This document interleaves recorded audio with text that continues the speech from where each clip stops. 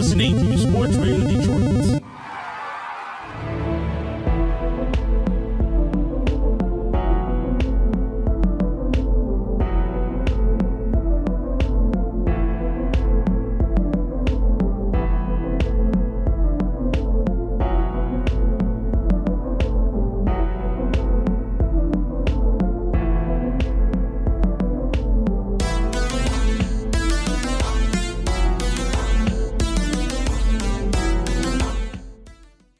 Welcome to Grave Discussions. I am your host, Barnabas. And I am your co-host, Samael.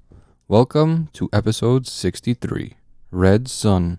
And for all of you nerds out there, you'll probably understand the reference. There's Red Sun Superman, who's like the Soviet Union Superman. So, you know, at least for us, he could be considered evil. So, we're going to be talking about another evil superhero, in this case, Brightburn, in our main segment today. Yes. And we've got two kind of unrelated movies in our usual chopping block and cult corner, of course. Before we get into all of that, however, we do have to give a shout out to Sports Radio Detroit, our gracious host. Yes, and you can find them on Twitter, Instagram, and Facebook if you just look up SRD Sports Radio Detroit. That is SRD Sports Radio Detroit. Not Detroit Sports Radio. Yes, and you can also check out the website, sportsradiodetroit.com, for a lot of awesome articles and to listen to all the other shows as well. Now, we're just going to take a quick sponsored break before moving on. Here at Grave Discussions, we know that addiction can be scary, but it doesn't have to be. Let the Detox Helpline help you break your addiction to drugs and alcohol. Call the addiction specialist now at the Detox and Treatment Helpline 24 hours a day, 7 days a week. They're always available for you, and if you have private insurance, they specialize in finding you the right treatment. Give them a call at 1-800-213-9257. That is 800-213-9257. So, what's been going on in the world of horror, Samael? There's been a lot of stuff, but there's gonna be a remake of an old Mark Wahlberg thriller called Fear, starring Amandla Stenberg. Why? Yeah. I don't know. I mean, it's kind of cool, I guess, because as far as I'm aware, this movie wasn't really that out there. At least it's not so much now, I feel like. But it's got Marky Mark and Reese Witherspoon, of all people, in it, from 1996. Probably overshadowed by Scream.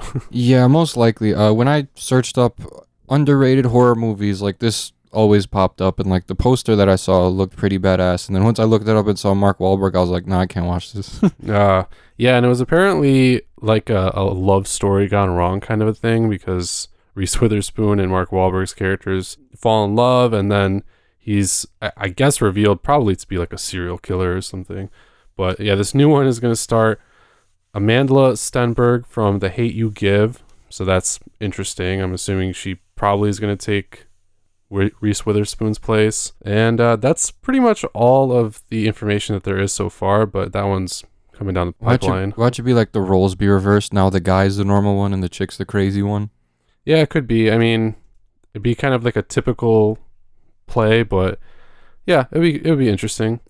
Next up, we have an announcement about a new horror anthology series. And I'm always excited about horror anthologies. Yep. This one's coming to Hulu, and it's called North American Lake Monsters, based off of a book by Nathan Ballingrud. It's actually a book of short stories, so it makes complete sense. And there's even a sort of descriptor of the series. So why don't you tell the people, Samael? So it says the series will explore how encounters with vampires, fallen angels, and other monsters force Louisiana natives to re-examine their broken lives in what is being described as a contemporary horror anthology. The take will be an individual episodic anthology in line with Into the Dark rather than Castle Rock seasonal variety. I think that's pretty interesting.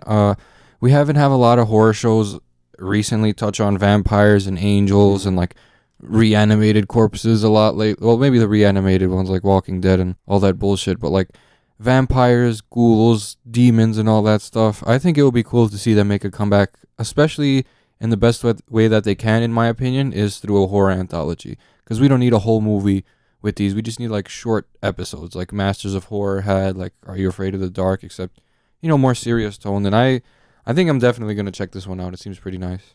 Yeah, the short story collection actually looks really cool. And I mean, the fact that this is coming to Hulu and has Mary Laws, who worked on Preacher as the creator of this series, and also writer and executive producer. Like, I've heard good things about Preacher, so I'm excited. And yeah, most of like what we've seen in anthologies recently is like slashers, like home invasion stuff, or like ghosts or psychological thrillers. Basically, that's been a lot of what it's been, just because of this whole like new wave of horror. But yeah, I'd love to see more monsters and folk tales and ghouls and stuff like that. Yeah, honestly, that would be what would be best for horror right now. Just take a turn in another direction, just for a little bit at least, before horror can gather itself and decide if it wants to keep spewing out random haunted house movies and stranger knockoffs. Yeah. So the North American Lake Monsters series is going to have 8 episodes, and once we know more about it, we'll definitely keep you guys informed. And finally, I was excited about this. Yeah, pretty cool news article here. James Wan and Sam Raimi going to be working together to produce a movie called The Burden, which is based off of a short film, actually. I remember Lights Out was a short film, and then they turned it into a big movie, and honestly, I enjoyed Lights Out. So, like, especially Sam Raimi now and James Wan, like, joining forces to make something, it makes me seem like it's not gonna be. It makes it seem like it's not gonna be your stereotypical run of the mill haunted house movie, because Sam Raimi is a fucking legend, and I think he has the talent to like, and the brains to tell James Wan like, hey, bro, let's take this a different direction that people are normally accustomed to seeing. We don't need any more La Lloronas or Insidious or any of that shit. Yeah. It does say that the short centers on a young woman visiting her boyfriend's family home and learns about a sinister history with his creepy neighbor. And soon all kinds of skeletons come out of the closet. So I wonder if this is going to be maybe another paranormal thing, or if there's going to be some kind of home invasion aspect going on. But it seems pretty cool. And there's no more information about it yet. But the fact that those two guys are teaming up, they're both like super innovative and legendary now filmmakers. So yeah, I think it's really cool. Yeah, Raimi is definitely like one of the GOATs, just simply because of Evil Dead and Army of Darkness and Drag Me to Hell. Like, that's all you need from him to like solidify his spot as a legend. And James Wan, he's a soon-to-be legend, I want to say. I wouldn't go as far as to call him a legend, but he's probably the most iconic horror director working right now, I guess. Oh yeah, so, I would say so. Yeah. I don't know. I just hope Sam Raimi helps make a Sam Raimi-esque movie and not so James Wan-y. At least put both of their visions together. You can make some crazy shit with that. Seriously, imagine all the potential with those two. Oh yeah, for sure. I have to see the short before deciding like what the vibe of this movie is going to be, but I'm pretty stoked about it. Same. So there's a few trailers, and then we're going to move into the meat of the show. The first trailer is the new installment in the Into the Dark series on Hulu. And this one is called They Come Knocking, releasing June 7th for Father's Day. I thought it looked pretty cool. So a guy took his 2 daughters out in an RV in the middle of nowhere, and then people start like harassing them, trying to get into the RV, and then we see them exploring like the area, and there's like a dead body, and there's a bald chick who's like looks kind of like a mutant. Imagine Hills Have Eyes, but like a little bit more like atmospheric, I would say, because Hills Have Eyes wasn't atmospheric. It was just a brutal middle of the day hillbilly slasher movie. Yeah. And this one seems like it's going to be a little bit more psychological. So I don't know. It definitely gave me those Hills Have Eyes / like rest stop vibes. You know what I mean? So hopefully it doesn't disappoint, because Into the Dark so far, like, they've been kind of just hit or miss with their stuff. Yeah. The last few looked okay, and I liked I'm Just Fucking With You. And this is actually supposed to be directed by the same guy who did I'm Just Fucking With You. Okay, then that'll be good for sure. Yeah, so I think he's got his style down pretty well. The characters look okay. The practical effects look okay. But yeah, the atmosphere in this really looks dope. And it actually kind of reminds me of like Eden Lake, or I think it's them. It's them or they. I think it's them. Where... Is that Wes Craven? No, it's like a foreign movie, I think. But Oh, basically, it's okay. like the kids are the killers or whatever, and they're all like wear hoodies and stuff like that. So it looks like that's kind of what's going on, and They Come Knocking as well. If you remember, like all the little kids Oh and yeah. stuff.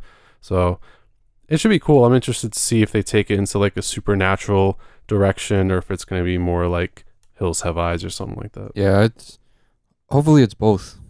That would be cool. Yeah, That'd be a good mashup. that would be a good combination for sure. So next we got a fan film for the trailer. They're releasing another Jason fan film Mhm. called Jason Rising, and it's scheduled to come out in fall of 2019. And the trailer looks okay. The sound is kind of like muffled and a little off to me in like some parts. Some parts like the music comes out like a lot louder than Mhm. the actual dialogue of the characters.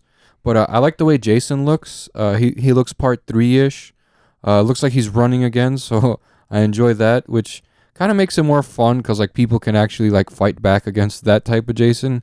Because against undead Jason, it was always like really just a massacre. You know, we saw what happened to Julius, and I don't know. I think it looks pretty good, especially for a fan film. They just need to fix that minor audio problem, and you got a good movie. Yeah, and we can't forget to mention that this Oh. movie does also feature the return of Pamela Voorhees, Yes. apparently. Yeah, it looks like her zombie body.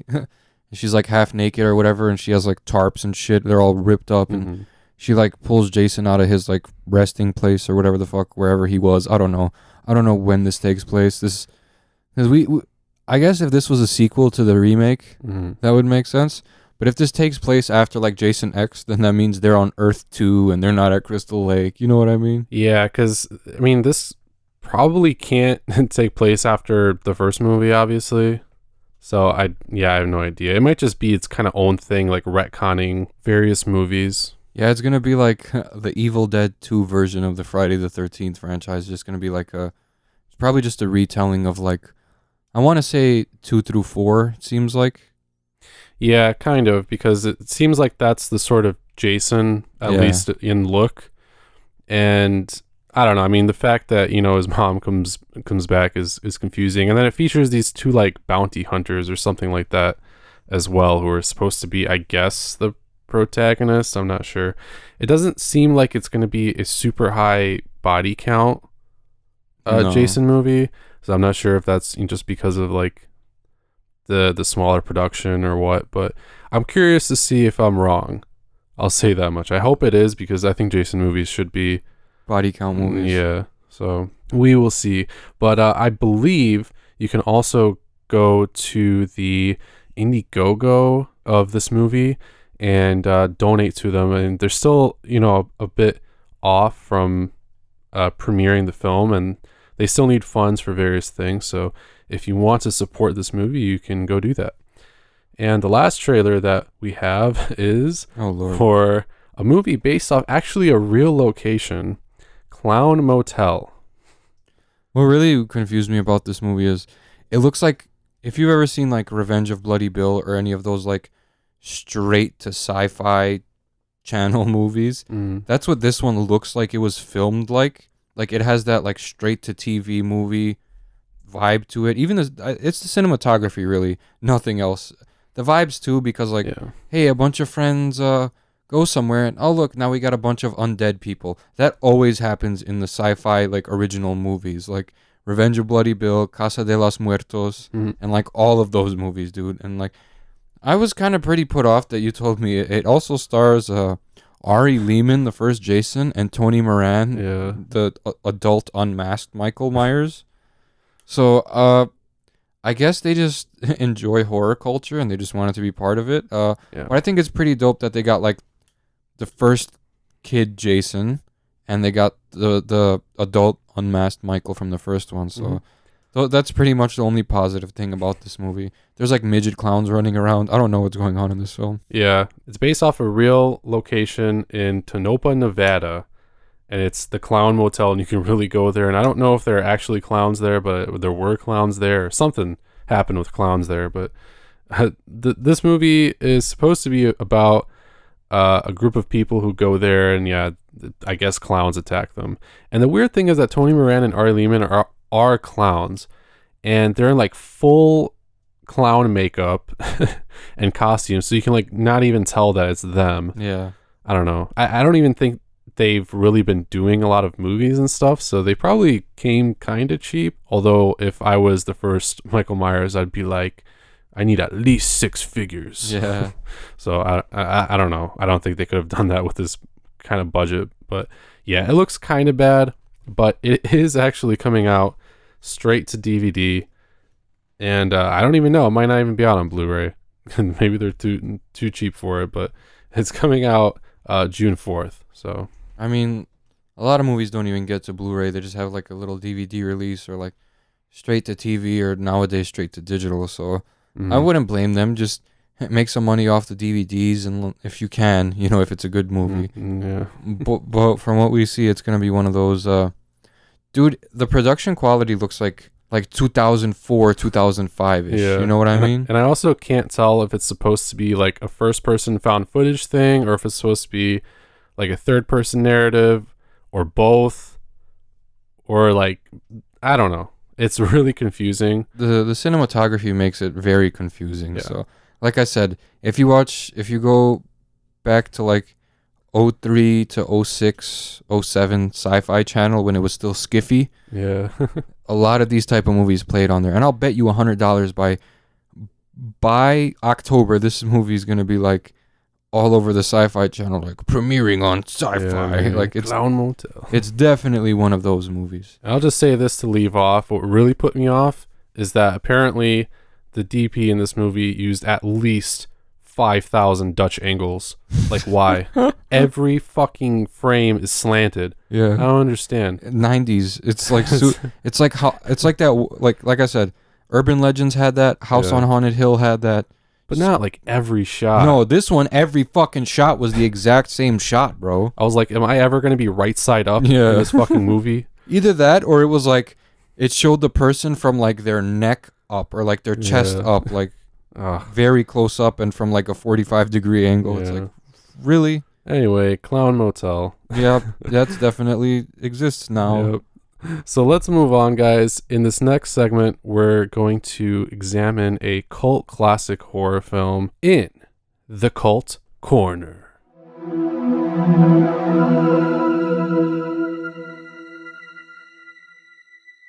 And in this week's Cult Corner, we have Brain Damage. Dun, dun, dun. This is one that I really wanted to pick up from Arrow Video and like own it. Mm-hmm. But then you let me know that it's on Shudder, so I was just like, oh, well, let me see if I like it first. And after watching it, I'll say, like, if I ever want to watch it again, I'll just stream it somewhere. Yeah, it's pretty hard to swallow, no pun intended. Oh, don't. Why did you do that? Oh, man, yeah, there's a crazy blowjob death scene in this movie, folks, okay? That's really all you have to know. And if that doesn't pique your interest to watch it, then you're probably normal. You probably are normal, yeah. But unlike us. If you're a freak like us, then you're probably immediately interested if you've never seen this movie. Oh, yeah. And this is definitely a cult movie. It's from the same guy who did Basket Case, only I think like 6 years earlier, Frank Henenlotter. And this was his second movie. And boy, was it even weirder than Basket Case, honestly. It's funny, you even get a scene from Belial in the basket and his brother. They show up in one scene with the dude, I forget his name. Brian, that's it. Yep. Yep, they see Brian on a train, and then Brian kills his girlfriend. Yeah. Unbeknownst to him. Right. So the whole plot of this movie essentially is that Brian becomes infected by this weird ancient, I don't know, alien parasite whose name is Aylmer. Aylmer. Aylmer. Even in the Shudder description, it says Elmer, and I guess there's like a running gag with his name. But yeah, it's this weird little thing that's kind of shaped like a little sperm, like an elongated light bulb is the best way to describe it. Kind of poopy looking. Yeah, it looks like a turd, a purple turd. Yeah, like if Mr. Hanky was purple and blue and had like some weird, like fucking, I don't know, what is that? It's not like a stinger. No, it's like a Kind of like a needle almost. Imagine like split a snake tongue in 4 and take 1/4 of it. That's what that is. That's a very specific That's and very weird example. specific. Yes, it is. But yeah, essentially, it's just like, it's basically a needle that comes out of him and it squirts his juice Into your as he brain. calls it, yeah. And it gives you like a LSD-like trip, as we saw from Brian when he was running around the junkyard giggling at cars. Yeah, because he thought that he saw lights in them or something like that. Yeah, I don't fucking know. Yeah, so it's essentially a drug produced by this thing. And his whole thing is that he kind of forces you to do his bidding in order to get his juice more. And he really likes brains. So that's kind of where the horror elements come in. He starts going after people for their brains. Yeah, and what I really liked about this movie was like every scene where Brian was like indoors, or even his like brother was indoors and his girlfriend, like they had that classic 80s like blue lighting. And like it was a dark movie with a pretty, it had a sense of humor. It didn't take itself too seriously. Aylmer was like voiced by some middle-aged white guy, it seems like, and he just sounded like he was up to no good.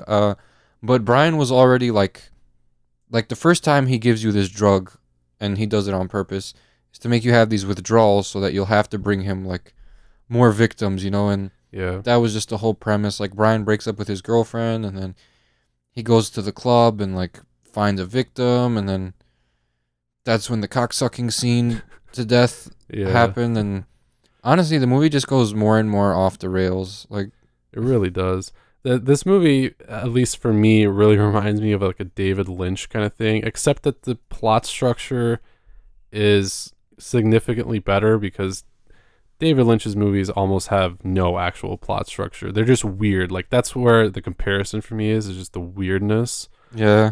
Because all the LSD trip scenes are very colorful and vibrant and cool. I mean, some of the CGI is like really bad. I didn't mind it though.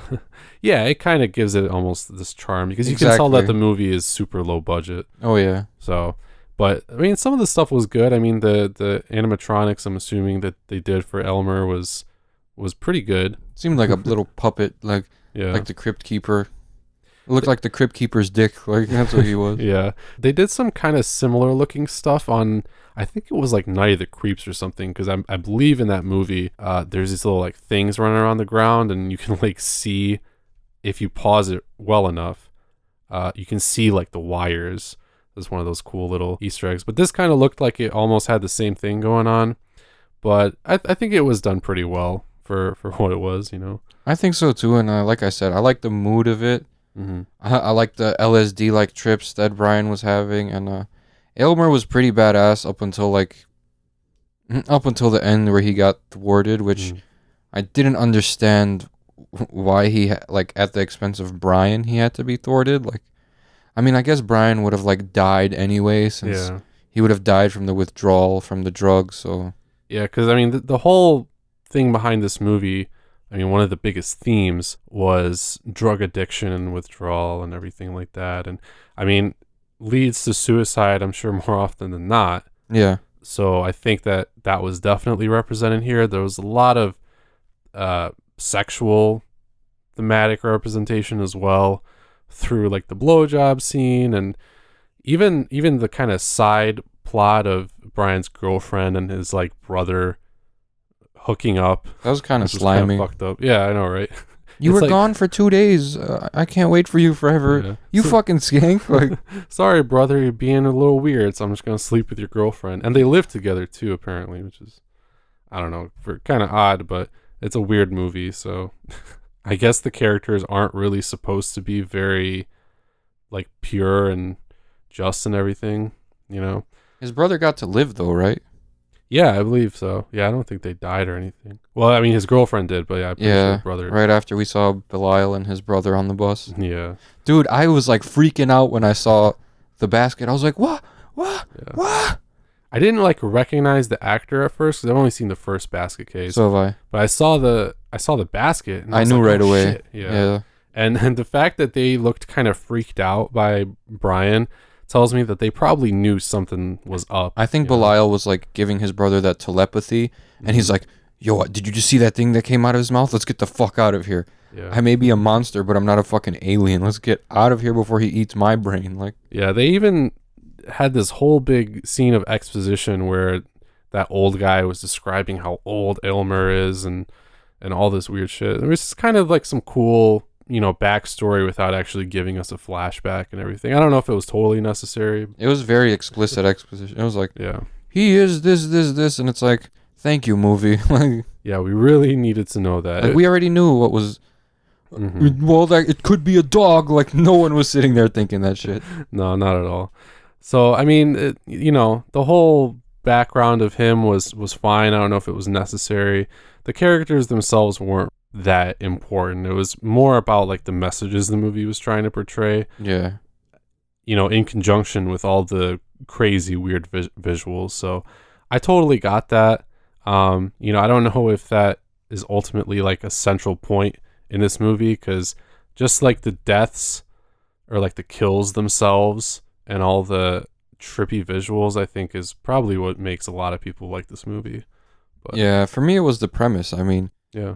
Alien brain eater will give you drugs, and if you don't get the drugs, you die. And you gotta keep bringing him victims. Like, that you can tell it's not gonna end well, because movies like that never end well. Yeah. This is one of the first no hope movies. Kind of, yeah. And I mean, it was a relatively simple plot too. I mean, it's out there, but it's not like the most complex plot ever, because ultimately it kind of almost just evolves to like a slasher. Yeah. Sort of, where he's just going around killing people. But I mean, there's still like some important messages in this movie and important themes portrayed, and even though the plot is pretty simple, it does a pretty good job of moving along and kind of giving you everything that you want out of the story. And I think it reaches like a pretty satisfying conclusion. It's sad, but it's how it would pan out. You know what I mean? There's no like fairy tale ending or any of that nonsense. It's just like, well, here's what happens when you get too far into drug abuse, and essentially, yeah.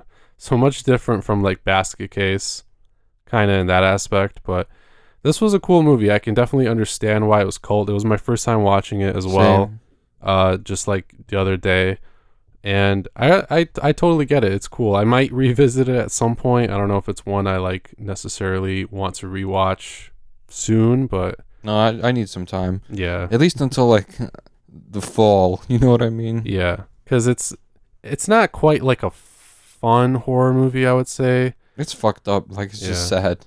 It's definitely crazy. I mean, I was laughing at some parts, but oh yeah, for sure. But yeah, like I said, kind of hard to swallow. So so that's Brain Damage, guys. If you haven't seen it, I mean, we definitely recommend that you watch it at least one time just to experience the craziness. It's not like super gory or anything. The bathroom scene with the bathroom stall. Oh yeah. In the shower. Yeah. That one was probably the goriest thing. Other than the ending where that big bump was coming out of Brian's head and he had to blow his brains out. Yes. Yeah, definitely go check it out, guys. It is on Shudder right now. And it's the unrated edition, apparently, because supposedly when the movie first came out in theaters and the original home video release, stuff like the blowjob death scene and some of the other gruesome scenes were cut. So you can watch Brain Damage in all of its gory extremity right now. Yep, that's on Shudder. Or if you want to go the extra mile and look at documentary footage and like interviews, you could just get the Arrow video release of the Blu-ray, which is a lot of collectors like to do that. This is one of the Arrow movies that I'm going to just skip out on for now. Fair enough. Because I feel like it's too much. Yeah, definitely. So, guys, let us know what you think about Brain Damage if you have seen it, but we're going to move on into our main segment. But first, a few sponsored messages. Hi, this is Jason Pinkett from Pucking Around and Spinning the Wheels on Sports Radio Detroit. Check us out every Sunday over on the SRD Hockey feed on Spotify, TuneIn Radio, Podbean, iTunes, and Stitcher. That's SRD Hockey in your search bar. New episodes every week.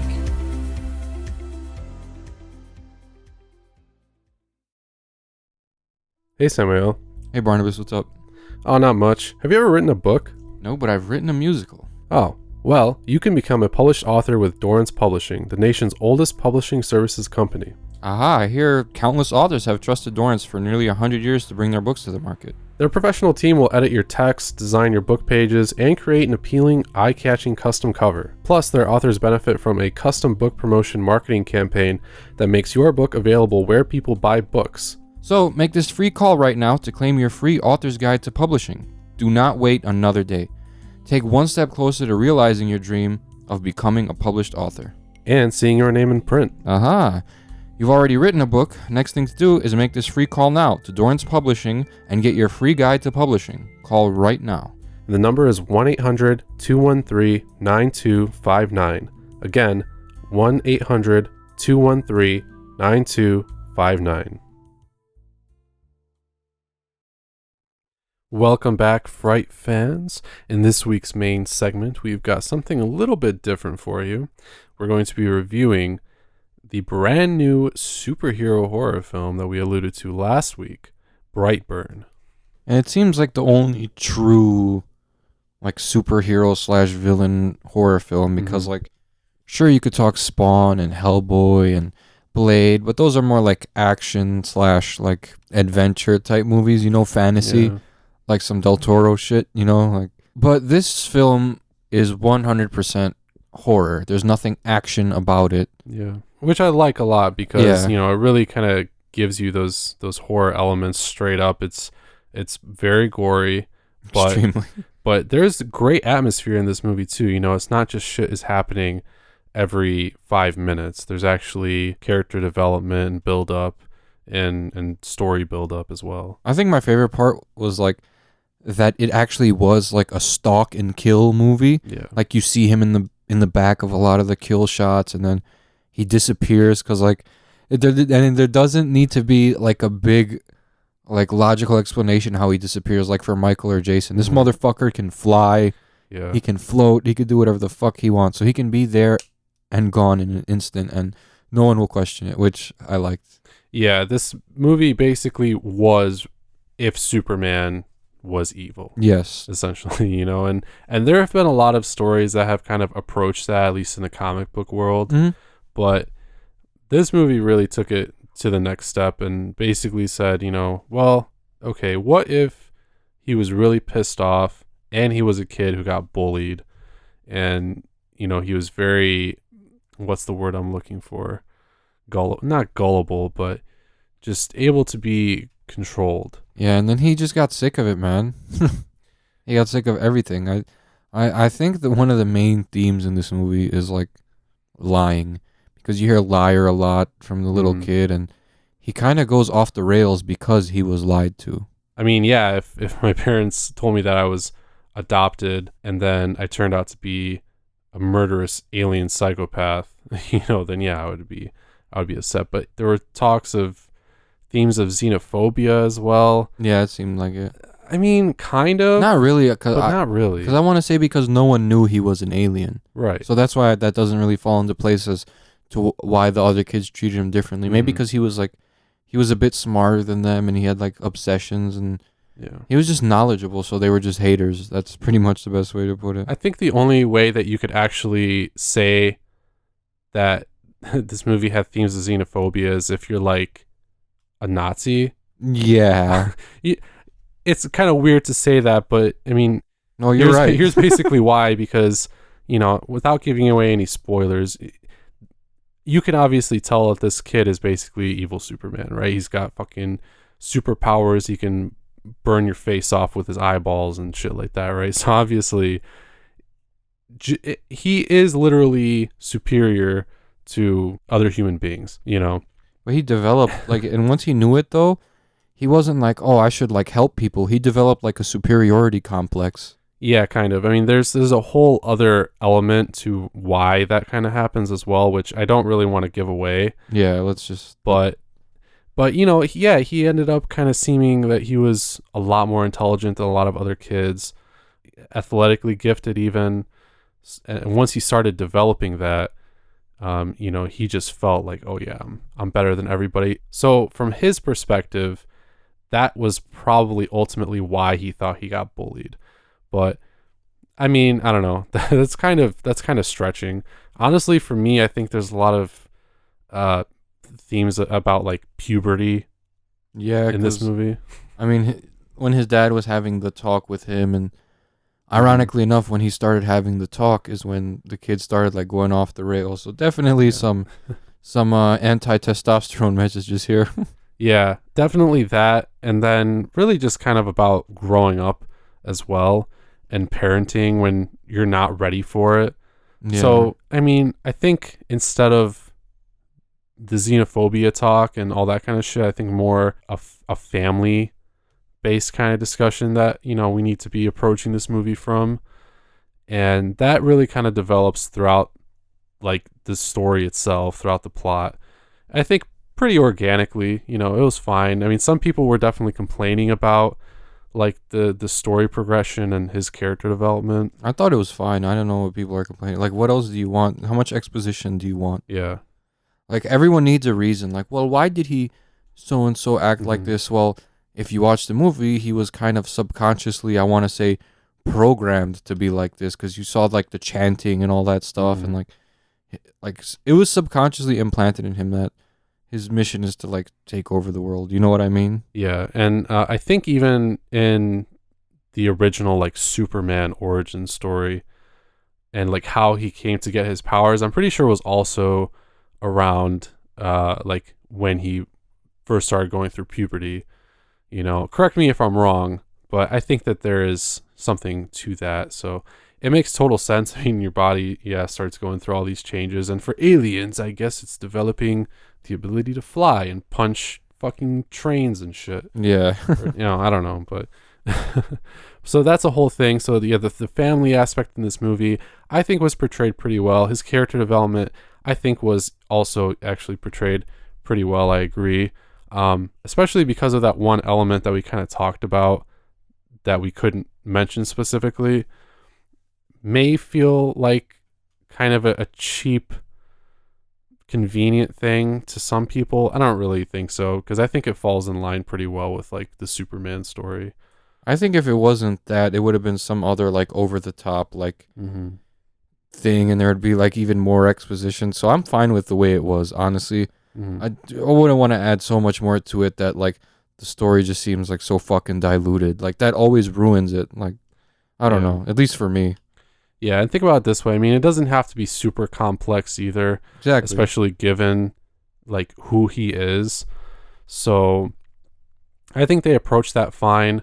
As far as like the horror elements, this is definitely a horror movie, and I think they did it pretty well. There was a lot of CGI use, but I didn't mind it. it wasn't crazy excessive or Elizabeth Banks bad. did really well too. Like Mhm. this is like the first like extremely serious role I've seen her in, Okay. and it's like the first horror movie I've seen her in. I think it's probably like the only horror movie she's in, because I think she was in Slither. was she? I believe so. Yeah. The only movie I really know her from is 40-Year-Old Virgin. Oh yeah. Now I'm pretty sure she was in Slither, which is another James Gunn project. Probably why he brought her back for this. Yeah, it makes total sense. And then David Denman as the husband, Kyle Breyer. I've seen him in other stuff before. I think he did a real great job in this movie too. He was the dad. Yeah, he was cool. It's just his decisions though, kind of like, Yeah.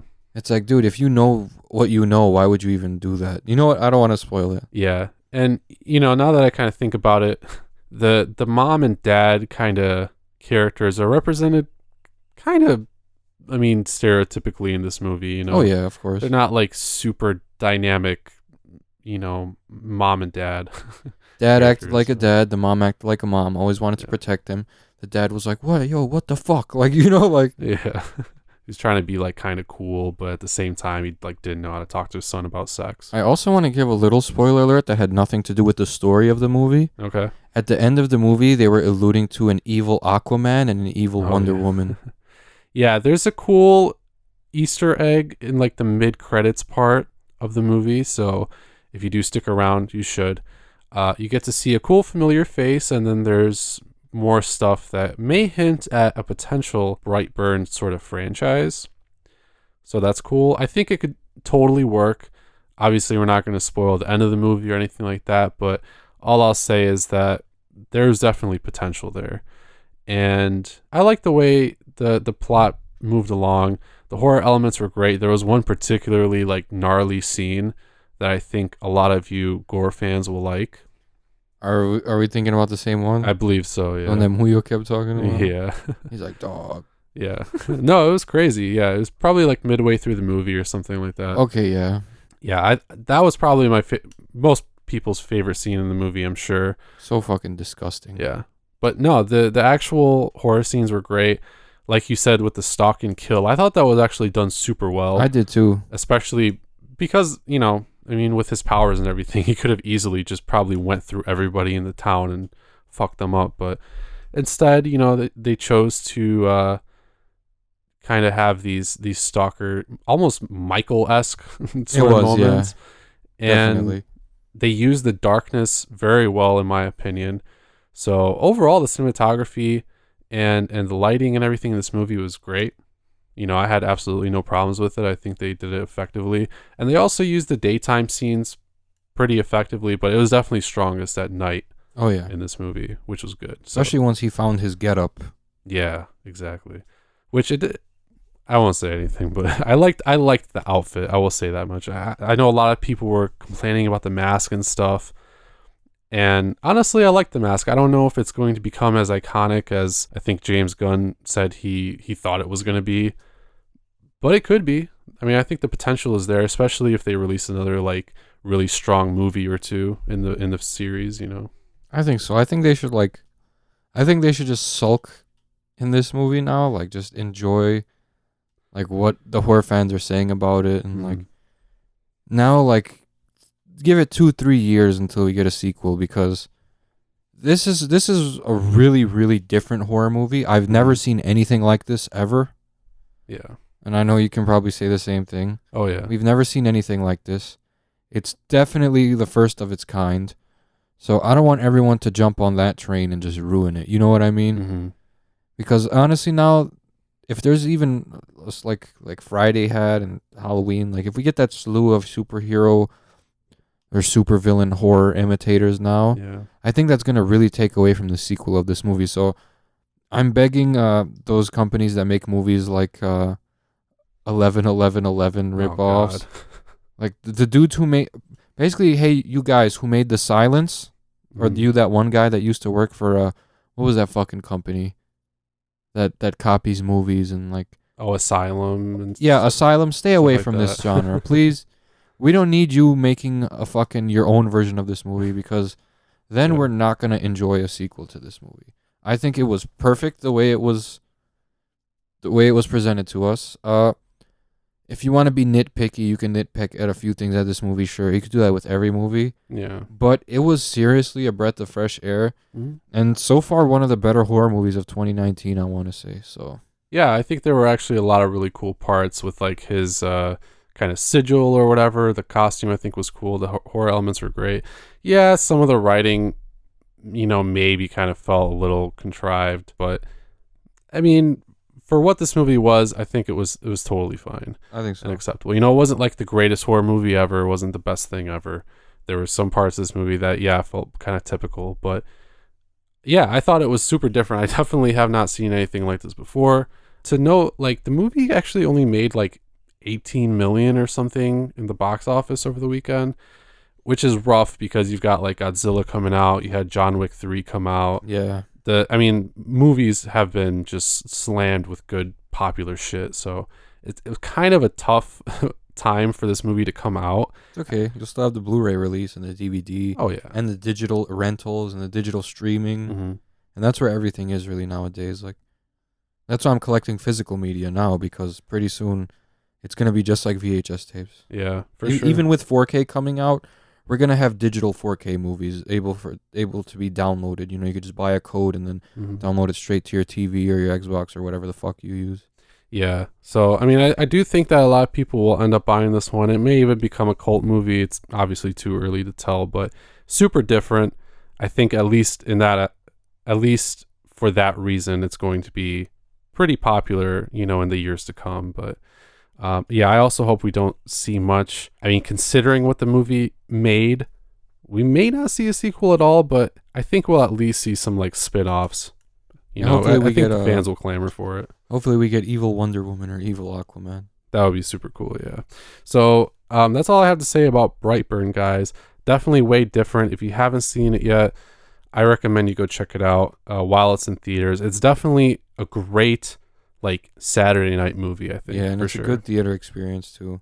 It is, yeah. Like the really loud, like fucking booming speakers really enhance the atmosphere and like the foreboding of the entire movie. Like I like the little foreboding like raw and like all the chanting and stuff. So very eerie movie, very atmospheric, very gory, and very different.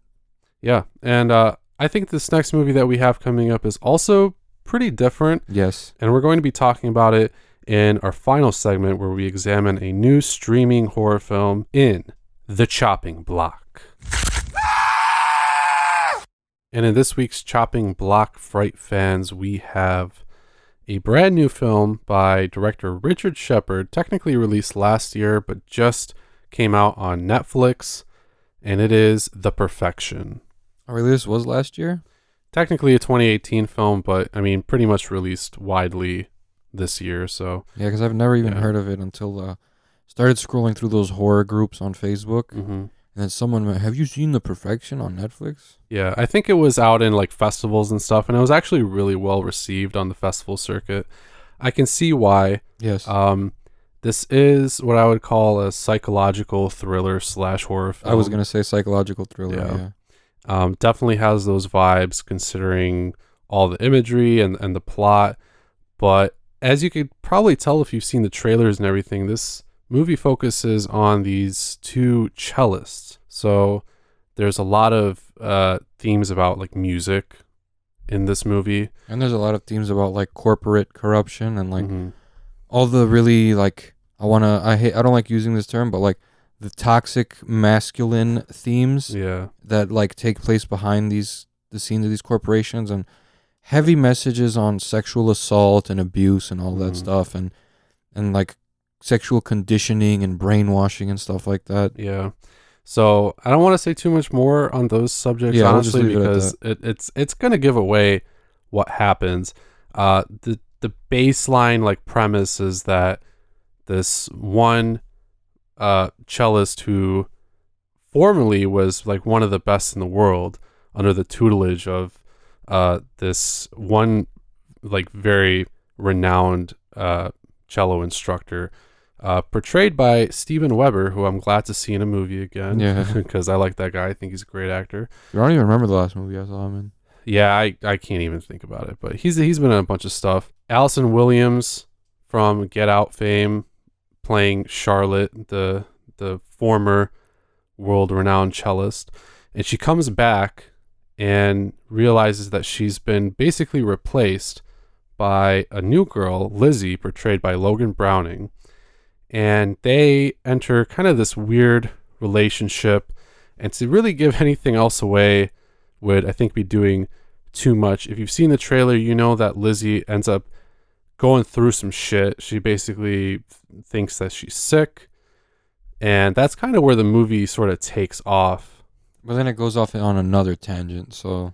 Yeah, it's pretty crazy. Honestly, every act of this movie feels like its own kind of thing. It was, yeah. Which, to me, is kind of a criticism, because I can see how every act kind of flows into the other and meshes together, but there's still those like weird intermediary scenes where there's those like flashbacks.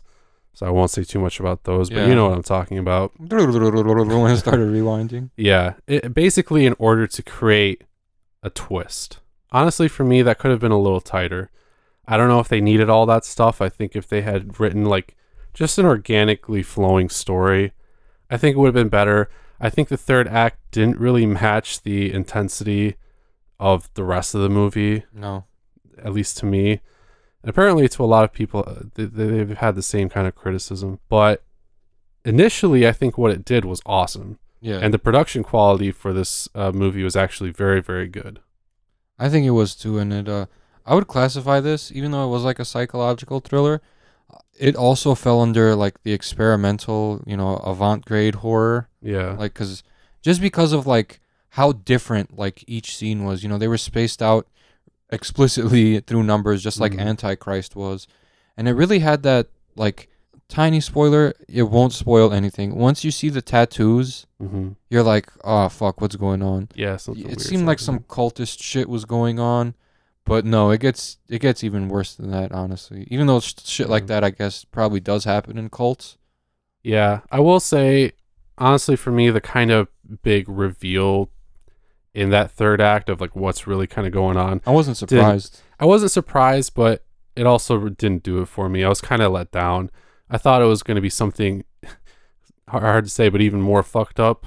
You know, just the way that the movie was going, or at least I thought it was just going to be a little bit more action packed in that third part, because kind of in like the middle of the film, you probably know what scene I'm talking about. Once everything is like going down, I thought it was just going to keep that momentum and kind of turn into almost a different type of movie. It didn't really. It chose to really explore those themes that we mentioned before, like super hardcore in depth, and the pacing kind of slowed down. The characters became like very ambiguous. So that wasn't my favorite, but actually I think the beginning of the movie is one of my favorite parts. Just like the cinematography, the use of color in like the beginning of the film was awesome. I wish that they had kind of kept that going throughout the rest of the movie. They sort of did at the end, but I feel like the more the movie got unraveled, the less colorful and the more dark it got. Yeah. Not only in like lighting and, you know, color, but in like concepts too. Like it kind of once the unveiling came, it was just like, that's what this is about. Is there anything else? And it turns out to be no more than like a avant-garde revenge movie. Kind of, yeah. The psychological elements were okay. I don't really think that they capitalized on what they were trying to do at all, honestly. You know, the ending though, when shit started like really going crazy, like after like one had survived. After that, like I thought there would be more action. It was just kind of like camera up to someone's face, swing the knife, fall, beeping noise, get up, stab, and then it was just like, oh, it's over. Yeah. Essentially, like the last half of the movie, like moved on from the crazy psychological, colorful shit, kind of, you know, in your head, sort of almost acid trippy kind of stuff, into like, all right, now we're gonna teach the lesson, and that's sort of it. So I wish, honestly, I liked this movie, but I kind of wish that like the focus was more consistent throughout it. Yeah, because it seemed like they were trying to throw you through a loop rather than like explain like just through like the movie and not like through exposition. But they did the opposite. There was like way more exposition than I thought. Yeah. I thought it was just like, I thought it was going to be one of those self-explanatory as it unravels movies, like Shutter Island, where they like finally like show like the tiny exposition at the end that just blows your fucking mind. Yeah. But this one kind of missed the mark. I don't know. I think it was largely because they were trying to develop this intense, crazy relationship between the two leads, which I guess they did kind of successfully, but all I'll say is that there are multiple twists in this movie, and I don't know if they really like lended to the character development as well as if like the characters had just naturally been shown to like do what they do and progress, you know. At least that's my opinion, if that makes sense. Yeah, that's exactly how I felt, dude. Okay, cool. Yeah, we think similarly on things. Cool. Yeah. I mean, not to say that it wasn't a bad movie at all. No. I just felt like it wasn't good at storytelling. Yeah, especially kind of like, okay, movies like Antichrist, when they have like the explicitly like numbered scenes and they tell you like, this is this, this is that.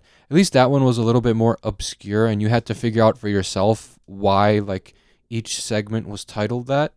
It wasn't like explicit at all. There was no exposition in Antichrist. No. This movie was just like, this movie did its exposition with flashbacks and talking, rather than like having you figure it out like Possession or Antichrist and stuff like that. Yeah, because those movies honestly were far looser, just in general, Oh, yeah. plot, characters, dialogue, everything. It was really largely up to how you perceived what was happening on screen. The perfection definitely had that kind of standard structure. It was just, segmented, Yeah. and they tried to connect all these segments together.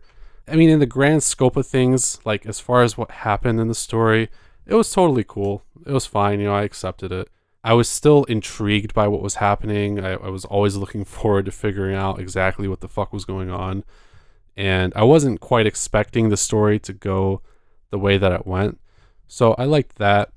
Like I mentioned before, the cinematography and the colors when they were, vibrant and done well, I think all of that was great. The acting was great. Yeah, I have no qualms with the acting, really. Allison Williams is awesome again. I just wish there was more like at least symbolism rather than like explicit dialogue explaining stuff like we saw in Possession where Sam Neill's wife lost her faith. Mm-hmm. She was like going crazy in that subway, puking out shit, and like she was bleeding from her ears and screaming, and that was a representation of her faith being lost. And in this movie, like there was no representation of like escaping like that brainwashed state you were in or really anything. It was more like, hey, thanks for helping me see, like Yeah, it was kind of like if you're trying almost forced. Like if it's trying to be psychological or even like experimental horror, like which it really, really hinted that it was with like the whole numbered scenes and like the fucking, especially just the themes of this, like abuse and brainwashing. You think there would be less exposition and more like symbolism and imagery and stuff like that, but there really wasn't. It was just a very explicit movie. Yeah, it was trying to be very human, I feel like, almost in the face of like all this psychological shit it was trying to portray, which I guess it makes sense kind of then why it's laid out the way it's laid out, but yeah, I don't know. I kind of wish it connected a little better. I think really so. It was just too explicit for me to be psychological. Yeah. That kind of took away from the psychological aspect. You know what I mean? Because like, look at Jacob's Ladder. Oh, yeah. No exposition as to why shit was going on until the very end, just with one scene, him laying in that bed, and they're like, yep, he's gone. Like, and you're like, oh, he was having, he's in a coma, and he's seeing his, like, last few dreams before he dies, and, like, this was like, yo, we're going to explain it. You know how? All right, rewind it and explain it, Jim. Yeah. Like... Yeah, no, this movie is definitely made for like a 2018, 2019 audience, I feel like. But with all of that said, overall, I thought it was good. Oh, yeah, it was a good movie. It's just that, like I said, what it tried to explain and how it delivered it really kind of like lessened how powerful it was to me. Yeah. And, there's been a lot of talk too. I just want to get this out of the way of like, people passing out or puking or something like that because of graphic violence. Honestly, I don't think it was that bad. I think there's been a lot worse out there. Some of the stuff was kind of shocking, sure, but if you've seen anything like Audition or any kind of crazy shit like that, you've seen worse than this movie. I just wanted to put that out there. If you've seen the Evil Dead remake, you've already seen way worse than this. Yeah, I think and so. That was on Netflix a while ago. Yeah, I think so too. So, yeah, ultimately, I do not chop this movie. Nope. I do think it's actually a good watch. Just take some of those elements we talked about with sort of a grain of salt. If you have a different interpretation, definitely let us know what you think about it. You can reach out to us on Facebook and Instagram at Grave Discussions and on Twitter at GraveDiscSRD. And you can also check out our website, gravediscussions.net. Yes. Tune in next week where we dance with wolves on episode 64 of Grave Discussions.